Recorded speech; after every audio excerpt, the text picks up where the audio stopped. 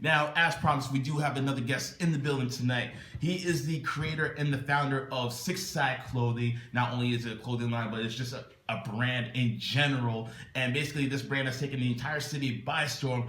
Everyone wants to know who the man is behind the brand that is 6ixside and why he loves the city so much, and how brands like this and others in between will be the next step in propelling the city forward for the future. Ladies and gentlemen, I have my man Rich in here of 6ixside Clothing. Rich, what's up? Hey, what's going on, man? Not much, man. We chilling over here at Cool Radio as we always do on a weekly basis.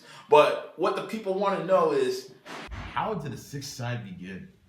I guess it's pretty simple, right? I mean, 6ixside, the six. The whole thing, Drake basically dubbed the city, the six. Mm-hmm. So I looked at it, I guess, as a opportunity to start something new, right? Mm-hmm. It's a trend.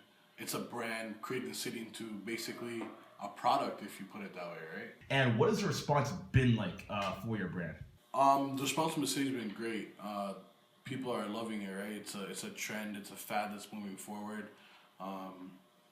The response has been great. The followers, Instagram, the consumers, everyone's just loved the product, right? They say it's a very clean logo, very simple logo or design, right? It's not too flashy. It's not under. It's very simple enough to where I've heard people tell me to like a barbecue or to throw a blazer on and go to the club, right? Exactly, yeah. I'm not gonna lie, I was thinking about like a kind of like a blazer, t-shirt kind of combination actually, because what I like about it, and you actually hit the nail on the head, it's simple, right? And sometimes people want to be over complex, and I get you want to be abstract, whatever you want people to think or what have you, but sometimes simple can also be the most effective. And I feel like with that logo, it doesn't just speak to one demographic or one subculture. It speaks to a multitude of different things, basically. That's one of the advantages of it. It's not geared towards one demographic. You have everybody rocking it, right? Young, old, middle age, from the suburbs, from the hood. Believe it or not, we ship a lot out to really far out in Ontario. Just last week, we shipped something out to Thunder Bay. So out there in Napanee. So it's a movement that's outside of Toronto too, right? Exactly. And that's how it starts, right? It starts local. Right. Then it becomes regional. And then soon enough, it could be provincial, and then you just go We're beyond into the that. States too. I mean, there you go, man. You're already ahead of the game. The West Coast loves it, right? The LA side, a lot to New York, stuff like that. Even 2 packages we actually have shipped to England. Oh wow! Okay. Yeah, we've got a lot of fans in UK, but the shipping is just ridiculous. I'm gonna get that cool job real quick. Definitely deserving of that. And you know what? It's funny, right? Because like we have so many brands in Canada that represent different cities in America. Like we have brands that say LA on it, or brands that say New York, et cetera, et cetera. I mean, I've seen so many people wear brands that say Brooklyn on it, and Brooklyn's not even a city. It's like inner city, right? So who's to say that us being Toronto, we can't do the same thing? We can't spread our influence all over the world. There's also what I found a lot of Canadians or Torontonians, as you say, that have moved away, and that's the reason they're buying the product, because they miss home and they want to represent home where they are, right? And they almost want to be like ambassadors, wherever they're going, right? They want to let people know they are from the 6, Toronto, right? Exactly.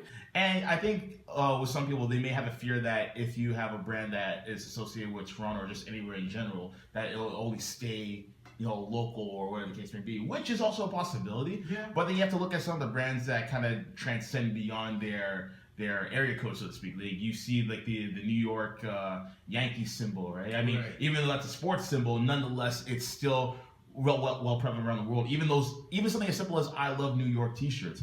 I think that's arguably the most famous souvenir of all time if you think about it. So I have no problem with anything that could be seen as regional, because at the end of the day, the potential you haven't explored the potential yet. But so far, it looks like you're doing a pretty good job so far. Yeah, most definitely. Now there are some people out there who are skeptical about the name, the 6, actually. So you have a lot of people who are on board with it, but then you have some people who are very naysayer about that.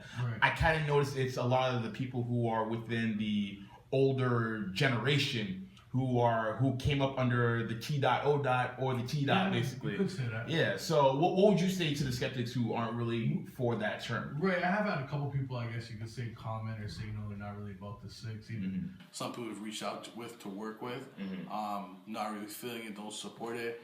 Some of them eventually come around because I mean, it's what's trending, right? I think it's a good rebranding for the city. I mean, T. started in the 90s, carried this way.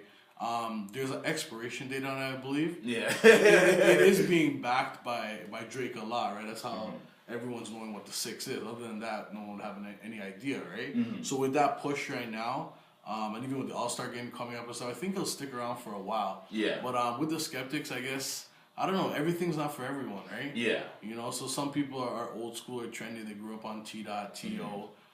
And some people like the new movement, right? Yeah. So far, the response has been positive that people are running with it. And I happen to find, and maybe this is just my own exploration among my social crowd, but I feel like the people who are skeptical about the term the 6 are skeptical of Drake. Because Drake doesn't really have that, I don't know, I guess that street cred, basically. Like, he doesn't, a lot of people would argue that he doesn't represent Toronto in a sense where Toronto is kind of like a melting pot of culture, basically, and he kind of doesn't speak to that, so to say. I feel like if anyone else came up with the term, maybe like a Cardinal or JD, or maybe even a Tory Lanez, someone as recent as him, I think people will probably hop on board. But I think that stigma of supporting Drake, I guess you could call it. I think you're somewhat right about that. Yeah. Because it's like, that is true. If they're not fans of the 6, they're not fans of Drake or the whole 6 movement, Drake movement. So there's some truth to that. Yeah. But yeah, what you're saying is pretty much makes sense. Yeah. Right? And I would say to those people, you know, just because Drake calls it the 6 doesn't make it law. So you don't have to refer to it the 6 if you don't have to. Right? If you don't like it, you don't like it. Exactly. Like, it's not for everyone, as you mentioned earlier. I mean, we've had worse nicknames. Like, we were nicknamed at one point in time Hogtown. Like, maybe not by like the urban community, but like it's still a name that represents Toronto. I don't know how, but I'd rather call myself the 6 than Hogtown, basically. Yeah. But yeah, I would just say to people, you know, like, I would question their thought process. I would say, had Drake not come up with that line, had someone else a bit more quote unquote credible in your eyes had come up with that name, would you have the same opinion? And I think a lot of them, I'm sure a lot of people would be very stubborn minded and kind of like backpedal, but I suspect that that's the case, basically, because I don't see anything wrong with the 6. Yeah, I don't see anything wrong. Like, there are plenty of cities that name themselves after area codes. Like Detroit calls themselves the 313, Miami, 305. exactly. There you go. So if they're okay with it, why can't we be okay with it, right? So as far as the city, do you feel like, despite the popularity that it's risen to at this point, do you still feel like we're kind of overlooked just in general, whether it be music, film, fashion, lifestyle? I think we're actually getting some kind of spotlight. I mean, if you look at just the Billboard charts, I think the top 4 or 5 people are all Canadian, and most are from Toronto or the GTA, right? Or even just out of Toronto. And I think a lot, if you've noticed, a lot of clubs or a lot of events, a lot of artists, American artists, are coming to Toronto. It's one of their stops on their tour or something like that. So I don't think we're getting overlooked. We might not be getting all the credit we need, but it's definitely more credit than before. Exactly. Right? It's definitely more credit than before. So I think, the way Toronto's heading and the way it's just blowing up, it's going to be a good thing. Exactly. I think the winds of change are starting to blow. Yeah. And especially when you consider the fact that we're about to have NBA All-Star Weekend. Yeah. Like, a lot of people said that would never, ever happen. Yeah, you gotta think anybody and everybody that's gonna be in the city is a celebrity, right? Exactly. From different athletes, from different sports, comedians, actors. Oh, yeah. Everyone's gonna be here, right? It's gonna be Caribbean on steroids. Exactly, man. Before we go, man, what projects do you have coming up in the future for 6ixside? The most recent thing coming out right now, we're going to be at the sneaker show, Soul Exchange, 99 Sudbury Street, All-Star Weekend, the Saturday. We got a booth set up there, pass through.